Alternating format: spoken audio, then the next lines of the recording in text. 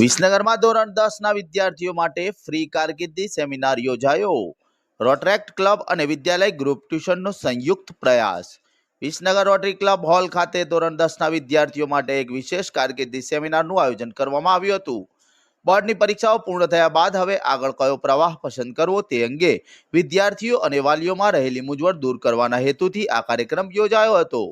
આ સેમિનારમાં મુખ્ય વક્તા તરીકે રોટરેક્ટ રોબર્ટભાઈએ હાજરી આપી હતી. તેમણે વિદ્યાર્થીઓને સમજાવ્યું હતું કે માત્ર સાયન્સ જ નહીં પરંતુ આર્ટ્સ અને કોમર્સ પ્રવાહમાં પણ ઉજ્જવળ કારકિર્દીની અનેક તકો રહેલી છે. તેમણે વિવિધ ડિગ્રી કોર્સ અને તે બાદ મળતી નોકરીની તકો વિશે ઊંડાણપૂર્વક માહિતી આપી હતી.